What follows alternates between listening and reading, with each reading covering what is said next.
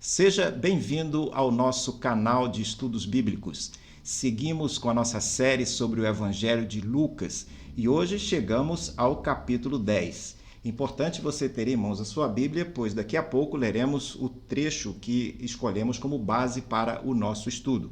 E importante também nós juntos orarmos a Deus para que Ele nos oriente neste momento. Nosso Deus, nós te agradecemos a oportunidade de estudarmos a Tua Palavra. Queremos te pedir que Tu nos abençoes e que Tu nos ajudes a entender a mensagem que Tu tem para nós e que Tu nos ajudes a colocá-la em prática. Em nome de Jesus te pedimos. Amém. Vamos então ler o texto que se encontra no Evangelho de Lucas, capítulo 10, versos 1 a 11. A palavra de Deus nos diz o seguinte: Depois disso, o Senhor escolheu outros 70 e os enviou de dois em dois para que fossem adiante dele, a cada cidade e lugar onde ele haveria de passar. Ele lhes disse: A seara é grande, mas os trabalhadores são poucos. Por isso, peçam ao Senhor da seara que mande trabalhadores para a sua seara. Vão, eis que eu os envio como cordeiros para o meio de lobos. Não levem bolsa, nem sacola, nem sandálias, e não saúdem ninguém pelo caminho. Ao entrarem numa casa, digam primeiro: paz seja nesta casa. Se houver ali uma pessoa que ama a paz, sobre ela repousará a paz de vocês. Se não houver, a paz voltará sobre vocês. Fiquem na mesma casa, comendo e bebendo do que eles tiverem, porque o trabalhador é digno do seu salário. Não fiquem mudando de casa em casa. Quando entrarem numa cidade e ali forem bem recebidos, comam do que lhe for oferecido. Curem os doentes que nela houver e digam ao povo dali: o reino de Deus se aproximou de vocês. Porém, quando entrarem numa cidade e não forem bem recebidos, saiam pelas ruas dizendo: até o pó desta cidade que grudou nos nossos pés sacudimos contra vocês. No entanto, saibam que está próximo o reino de Deus. Até este ponto do relato de Lucas, do Evangelho de Lucas, nós encontramos Jesus enviando seus discípulos em dois momentos.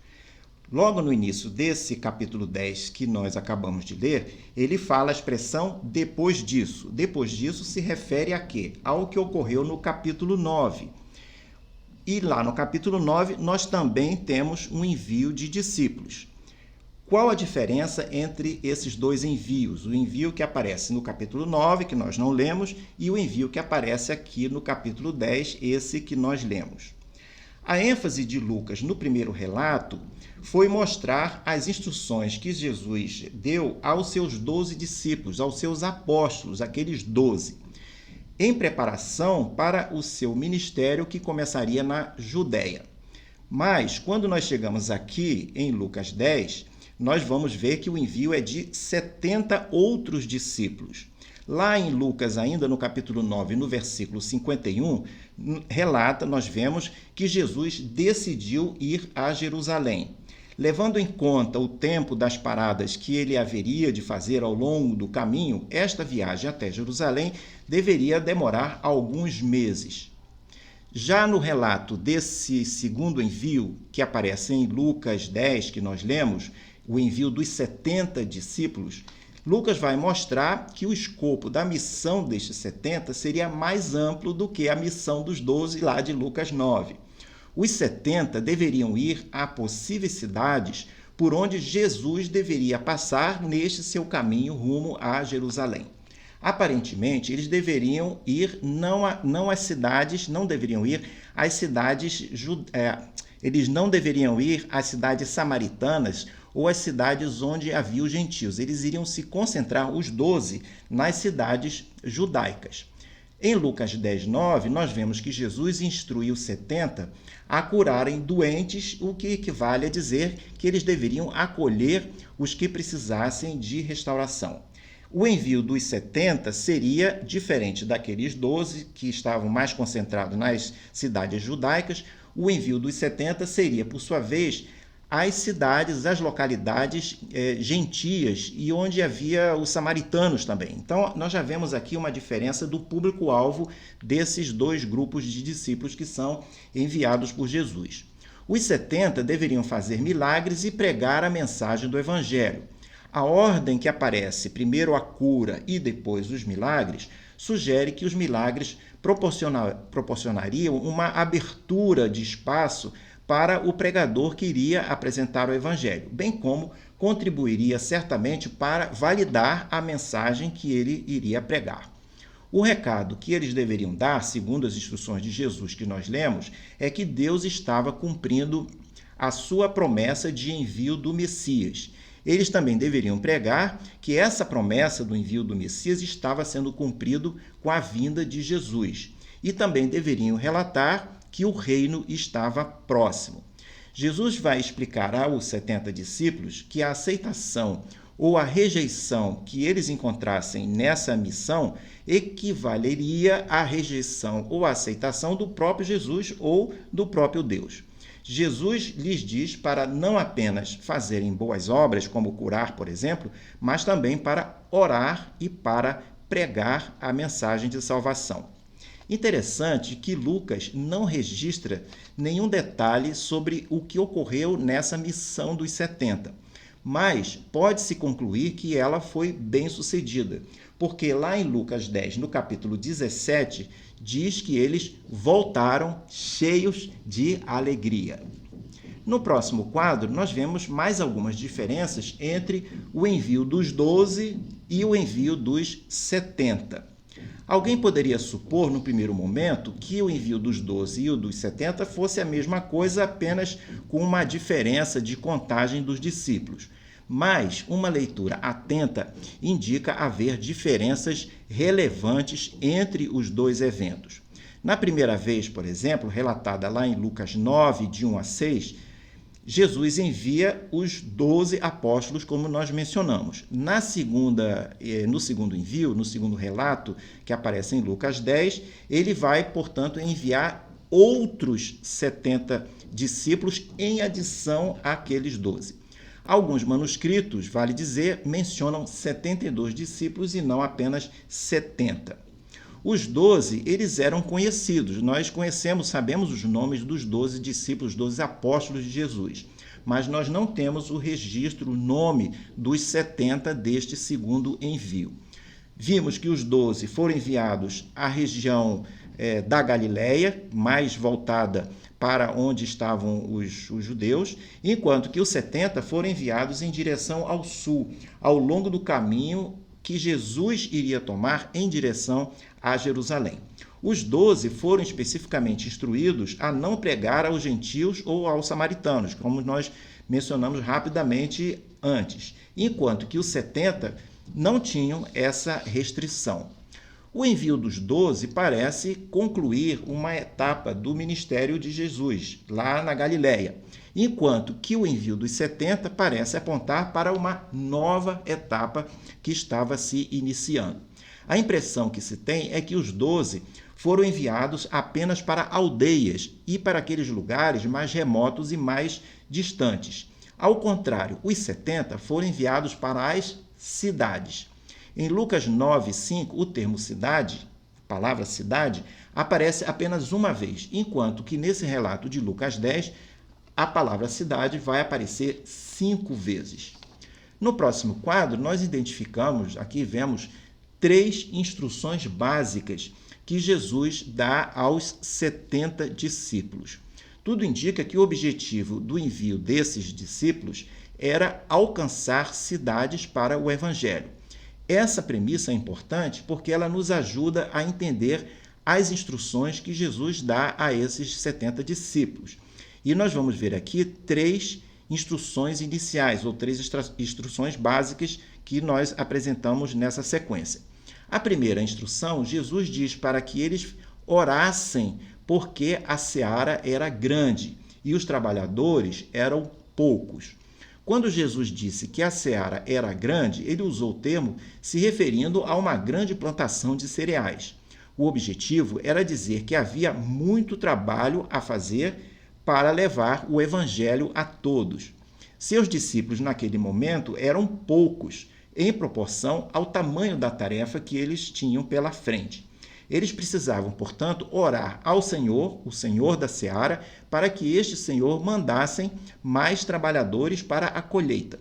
Em termos agrícolas, nós sabemos que conseguir uma grande colheita é função, pelo menos, de semear muito e também de ter condições de colher muito.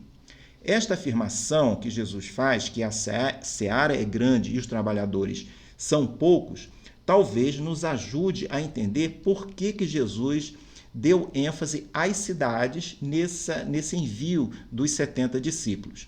Se muitas pessoas precisam ouvir o Evangelho para que haja uma grande colheita, então o lugar lógico para se proclamar o Evangelho deve ser nas cidades, onde estão concentradas as pessoas. Nessa linha, o envio de discípulos às cidades, portanto, passa a ser um foco de todas as ações que deveriam ser desenvolvidas naquele momento. Alcançar muitas pessoas era o que se esperava dos 12, era o que se esperava dos 70 e é o que se espera de qualquer discípulo de Jesus ao longo da história, inclusive nos dias de hoje.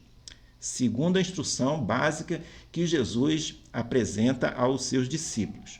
Ele diz: não leve a bolsa ou sandálias e não saudais ninguém na estrada, não saudeis ninguém na estrada.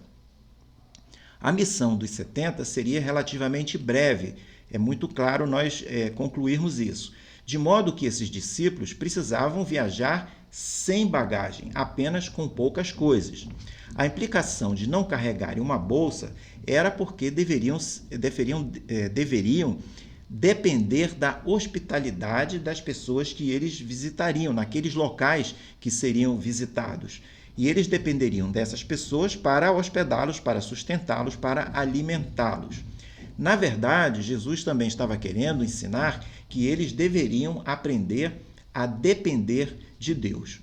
Interessante que, dada as possíveis hostilidades que poderiam acontecer, isso aparece quando Jesus diz lá no verso 3 que eles seriam enviados como cordeiro no meio de lobos, talvez os discípulos esperassem que Jesus os preparasse para serem autossuficientes, para não depender das pessoas. Mas, nesse momento, o mestre faz exatamente o contrário. Ele vai instruir os discípulos a seguir o seu próprio exemplo de dependência vulnerável do Pai que está no céu. Em termos de saudar as pessoas nas estradas, Jesus não quis dizer que seus discípulos deveriam ser grosseiros, que eles deveriam ser rudes, passar pelas pessoas nas estradas e não falar com elas. Mas ele quis dizer que eles deveriam seguir rapidamente, sem perder tempo com paradas, com saudações longas, com protocolos que poderiam surgir ao longo da caminhada, como acontecia muitas vezes naqueles tempos. Se o objetivo, então, era alcançar o maior número de pessoas nas cidades no menor tempo possível, não haveria, obviamente, lógica em ficar parando e se sociabilizando com as pessoas no caminho. Além disso, o lugar de encontrar concentração de pessoas era na cidade e não nas estradas. E era na cidade, então, para onde os discípulos deveriam se deslocar. No próximo quadro, nós vemos a terceira instrução básica que Jesus fornece aos seus 70 discípulos. Como os discípulos mediriam a receptividade da mensagem que eles entregariam? Como resposta ao Evangelho, eles poderiam medir a resposta da mensagem do Evangelho que eles estariam pregando? Como isso poderia ser evidenciado? A receptividade ficaria visível pela forma como os habitantes mostrariam hospitalidade aos visitantes. Era comum naquela época haver moradores hospedando viajantes, pois não havia hotéis. A chegada de 2 estranhos em uma cidade naqueles tempos não passaria despercebida. Se as pessoas abrissem os seus corações ao Evangelho, elas também abririam seus lares para os discípulos. Este seria um teste de resposta das pessoas à mensagem que elas iriam ouvir. Se recebessem esses homens e suas respectivas mensagens, os habitantes, levariam essas pessoas, esses discípulos, para se hospedar em suas casas. Se não o fizessem, a rejeição, se não recebessem, se não abrissem seus corações para eles, é possível, era provável, que haveria rejeição à mensagem do Evangelho. Como parte dessa terceira instrução, Jesus explica que a casa onde os discípulos ficariam seria apenas o lugar de comer e de dormir. O evangelho poderia ser proclamado nessas casas, mas o mais provável é que seria proclamado fora das casas. Tanto os 70 quanto os 12, lá naquele primeiro envio, deveriam se acomodar o mais rápido possível, deveriam se hospedar da maneira mais simples possível. Não deveriam ficar mudando de casa, tentando encontrar qual era a melhor acomodação que eles poderiam ter. Eles deveriam ficar contentes, outra instrução que Jesus fornece a eles deveriam ficar contentes com o que viessem a receber de seus anfitriões. Deveriam comer e beber o que lhes fosse oferecido e deveriam se mostrar contentes com o que recebessem, mesmo que não fosse necessariamente aquilo que eles prefeririam. O alimento oferecido poderia incluir alimentos cerimonialmente impuros. Mas interessante que aqui Jesus estava dispensando essa distinção entre puro e impuro em termos de alimentos.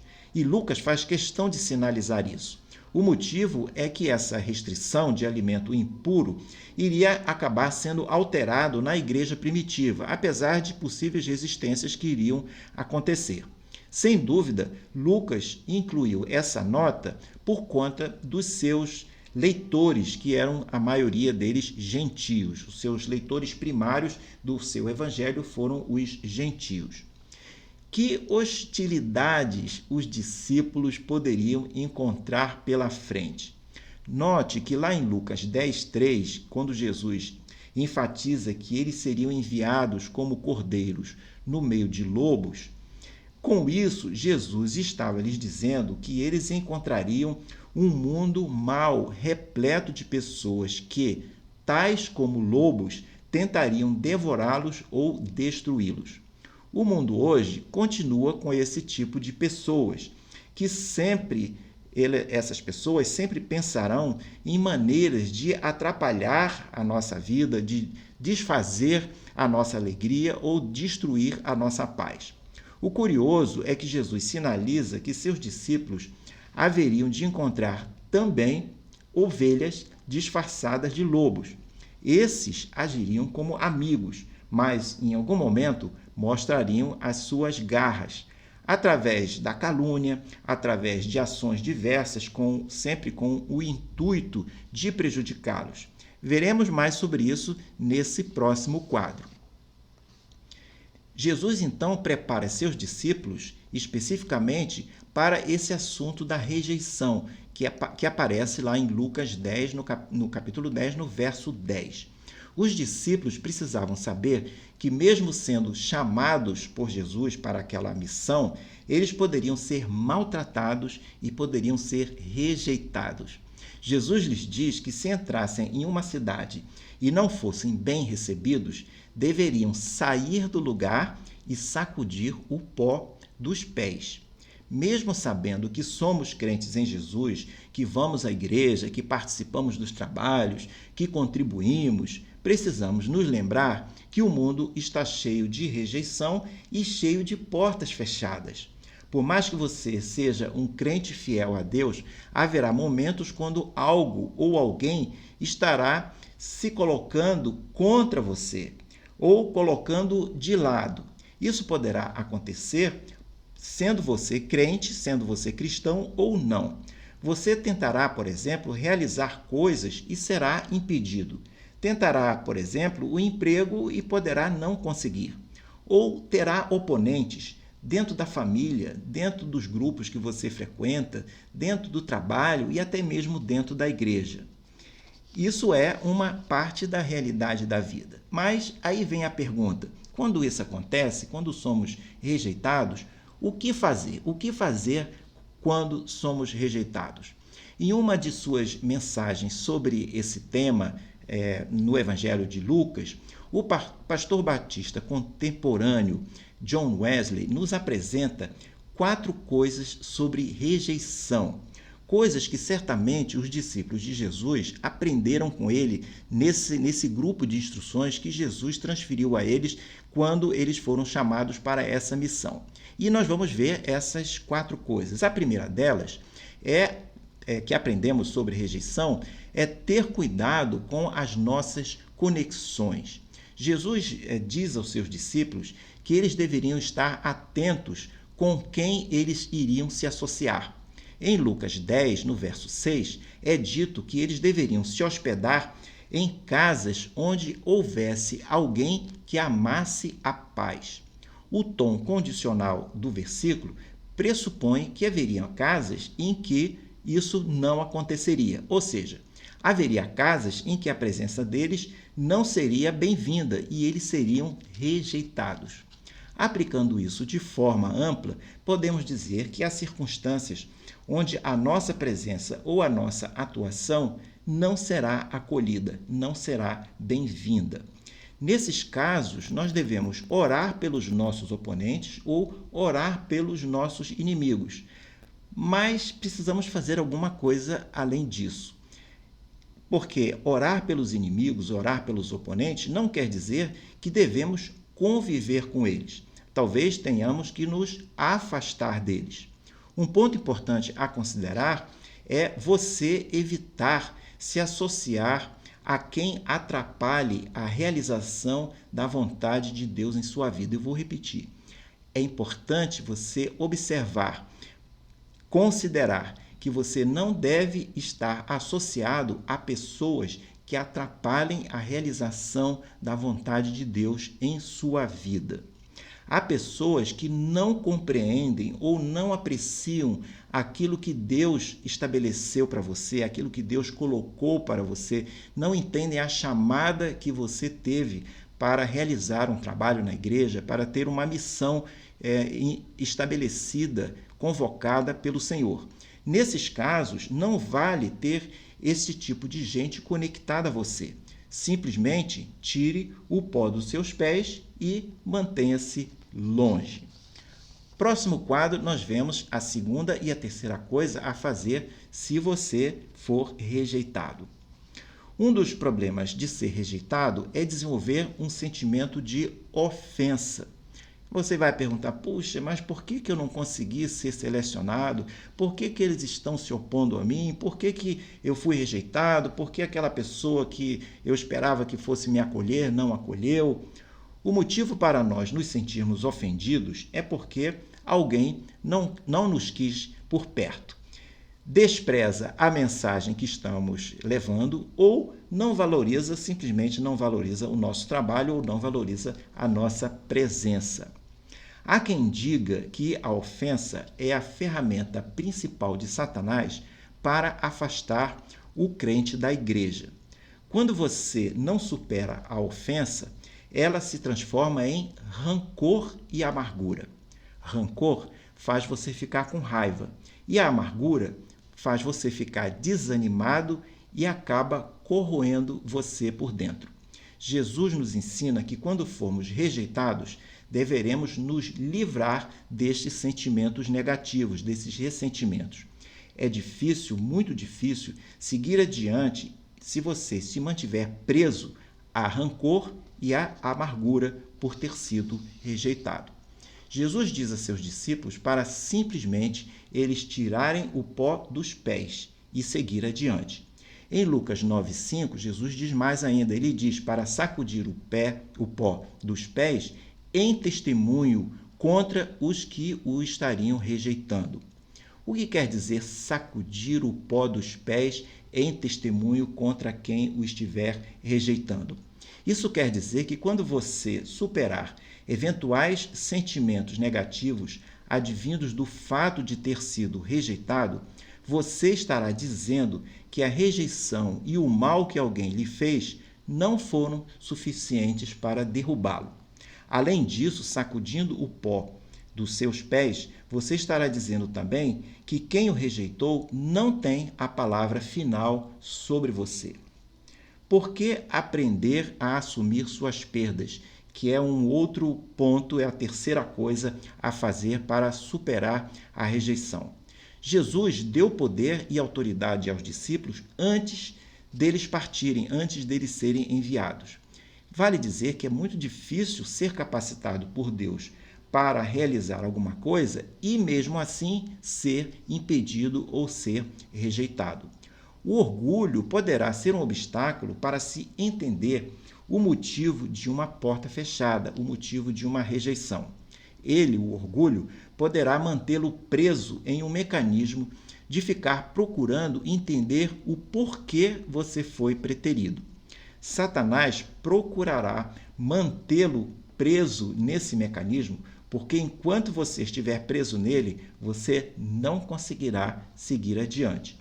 Jesus ensina a seus discípulos que, se fossem rejeitados, não deveriam manter-se naquele lugar ou naquela circunstância, se mortificando, se remoendo ou entristecido com o problema, mas sim eles precisariam aceitar a perda do que estava acontecendo, a perda advinda da rejeição, e sair daquele lugar e seguir adiante. Há coisas que só se resolvem quando são deixadas para trás, e essa questão de rejeição é uma delas. No próximo quadro, nós vemos a quarta coisa a fazer se você for rejeitado. Resultado dessa instrução, interpretação dessas instruções que Jesus passou aos seus 70 discípulos. Em Lucas 9, no versículo 6, aquele relato dos 12 discípulos diz que eles deveriam percorrer aldeias. Lucas 10:1, por outro lado, menciona que os 70 deveriam ir para cada cidade. Isso quer dizer que, se fossem rejeitados em uma aldeia ou se fossem rejeitados em uma cidade, deveriam seguir adiante em direção às outras aldeias e às outras cidades. Se fossem rejeitados em um lugar, haveria novas possibilidades em outro lugar. Ao invés de ficar perdendo tempo com a pergunta por quê, o crente deve perguntar qual é a próxima vila, qual é a próxima aldeia, qual é a próxima cidade que eu devo ir.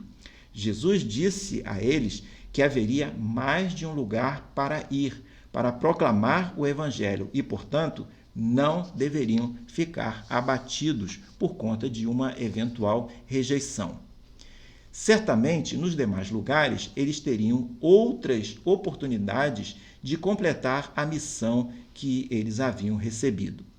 Algo que realmente acontece, porque Lucas 10:17 relata que eles voltaram cheios de alegria. Quando portas são fechadas na vida do crente, muitas vezes isso significará ou poderá significar um prenúncio de novas possibilidades.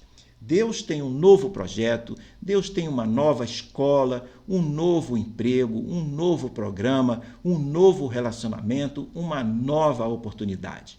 Deus sempre terá algo de bom guardado para você. Como então você poderá ficar abatido, deprimido e desanimado porque uma porta foi fechada em sua vida? Se Deus criou e sustenta o universo, se Ele cria alguma coisa a partir do nada, será que Ele não é capaz de criar uma nova oportunidade para você? Claro que pode. Note também, vale observar, que a porta fechada poderá não ter sido fechada pelo inimigo. Não podemos ignorar que a rejeição que ocorreu poderá ter sido algo orquestrado por Deus. Se talvez ele talvez tenha permitido que isso tenha ocorrido, que essa rejeição tenha ocorrido, para que você seja redirecionado em direção a uma nova condição. Uma porta fechada poderá ser uma forma de abrir os seus olhos para uma nova oportunidade, algo que você não está conseguindo ver neste momento, uma nova oportunidade que Deus tem para você. Muitas vezes isso vai aparecer com clareza apenas mais adiante, quando você olhar para trás e ver, puxa, se aquela porta não tivesse sido fechada para mim, eu não estaria sendo abençoado aqui nesse momento. No próximo e último quadro, nós chegamos às nossas conclusões. Haveria algum paralelo entre aquele envio dos 70 com a missão da igreja hoje? Há alguns elementos que apontam para uma resposta positiva. É o que tentaremos mostrar nesses 4 pontos a seguir. O primeiro ponto a considerar é que Lucas registrou esse evento para nós. O Espírito Santo teve um motivo para inspirar Lucas quanto a registrar esse relato. A existência dessa passagem nos diz que a missão dos 70 foi algo importante. Já no segundo ponto, as instruções de Jesus aos 70 aparecem abranger um período maior do que aquele período original da missão dos 70, que foi um período curto. Note que mais à frente, lá em Lucas 22, do verso 35 ao 38, Jesus até modifica parte das instruções que ele deu aos discípulos anteriormente. Ele passa, por exemplo, a instruir seus discípulos para levarem bolsa e sacola, pois eles passariam a prover suas próprias necessidades.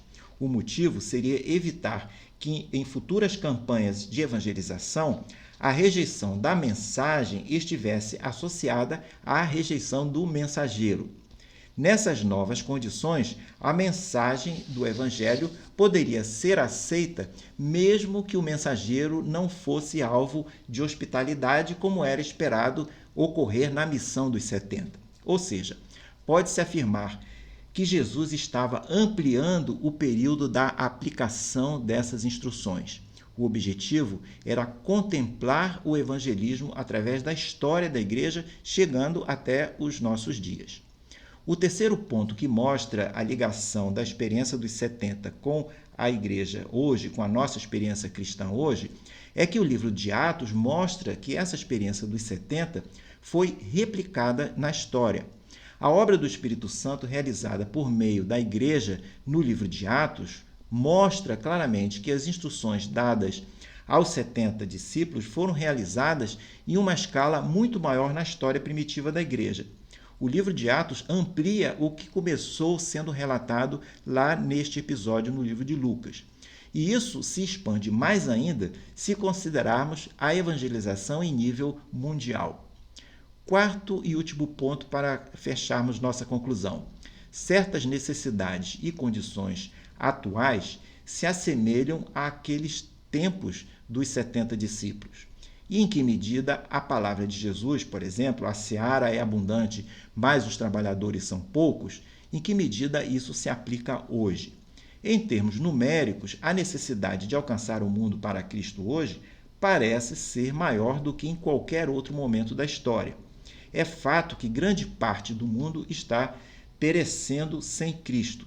Jesus vai voltar, mas nós não sabemos quando. Há um grande território ainda a ser coberto e também uma grande colheita a ser realizado. Enquanto ele não volta, há oportunidade de salvação. E isso nos motiva, nos leva a buscarmos pessoas para Cristo o mais rapidamente possível, dentro daquele alcance que nós podemos ter. Se formos chamados para testemunhar de Jesus em nossa conduta ou em nossas palavras, que não venhamos a procrastinar, a retardar ou a desanimar nesse assunto. Ao contrário, que possamos ir e voltar com alegria, cheios de alegria, como lemos lá em Lucas 10, 17. E que possamos ouvir do Senhor o que ele diz em Lucas 10, 20. Eu leio aqui para você. Ele diz o seguinte: alegrem-se, não porque os espíritos se submetem a vocês, e sim porque o nome de cada um de vocês está registrado nos céus. Isso quer dizer que, mesmo que não haja resultados visíveis, você terá feito a sua parte. Ficamos hoje por aqui, espero que você tenha gostado desse estudo. Se você gostou, lembre de falar dele para os seus amigos, de enviar o link e convidá-los para participar dos nossos próximos estudos. E falando nos próximos estudos, no próximo quadro você vê um panorama de toda essa série sobre o Evangelho de Lucas que nós estamos realizando. Deixo com você um grande abraço e espero vê-lo em uma próxima oportunidade.